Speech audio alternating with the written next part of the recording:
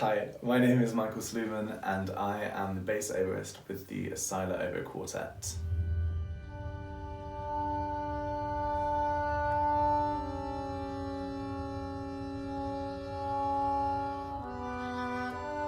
Today I'm going to speak to you about various compositional techniques for writing for the bass oboe, covering a few things such as range, voicing, extended techniques, and just basically the bass oboe.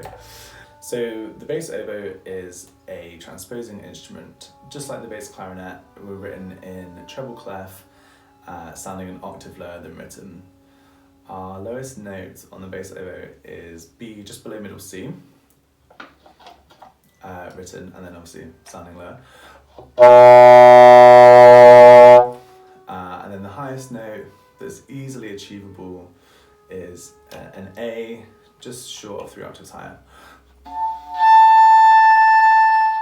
So I find that the bottom octave of the bass oboe really has a characteristic of the instrument that we're working with. It's really full, it's really round, it's really dark, and it's really useful to use this register when sort of grounding the harmony within the quartet and just giving it some substance in a way.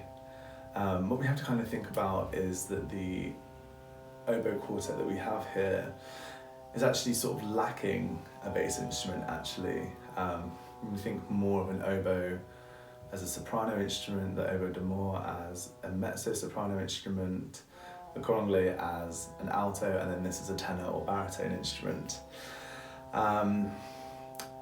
So we are kind of missing that lower end, which is normally covered by the bassoon. So the use of the bass oboe is to bridge the gap between the coronglet and the bassoon. So that does limit us in a way, but there's still plenty that we can do. So yeah, the first octave.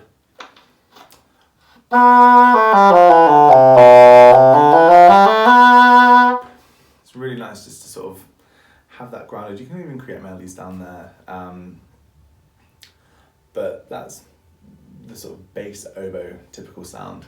As we go over the break, I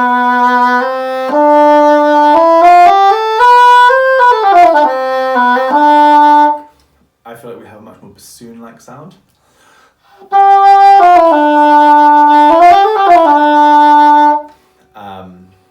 It's one of my favourite notes, the D. It's really nice and full and rich. Yeah, much more bassoon-like, but also really nice to create a melody within that register. As we go higher,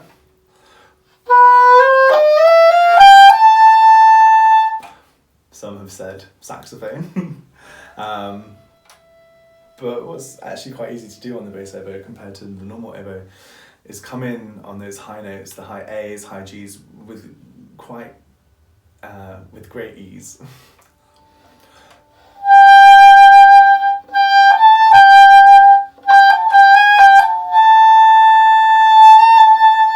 Yeah, it's much easier out there than what it is on the oboe, or especially the oboe d'amore. In terms of extended techniques, it's probably best to speak with your performer and what they're actually able to achieve.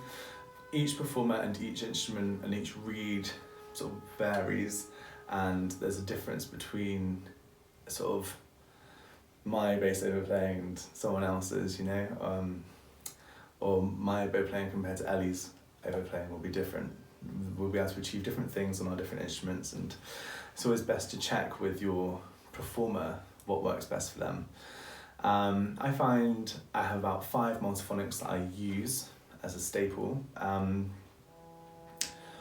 Some that are higher pitched and sort of brighter and thinner in sound.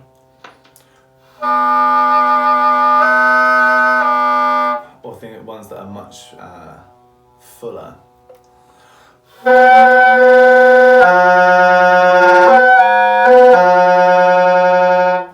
But these are easily achievable.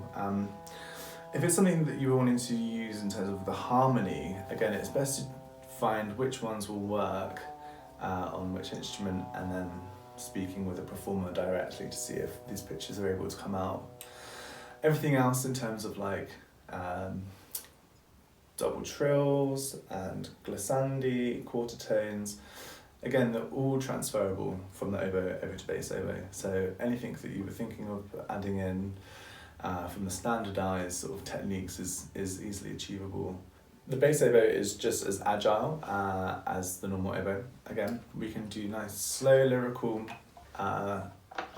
melodies.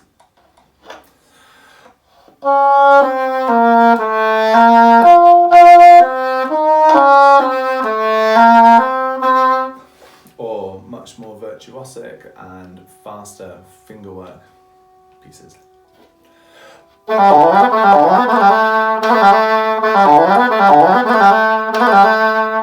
Again, the instrument isn't limited. And in terms of dynamics,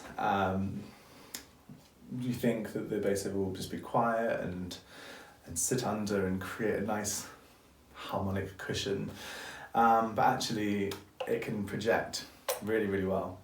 I think a lot of bass oboes are left in cupboards, come out once a year for a Planets gig, whereas I play mine quite extensively for solo recitals and chamber music and various other things. So the dynamic contrast is huge. So don't feel like you're just limited in terms of slow and quiet and melodic. It can do some really exceptional things.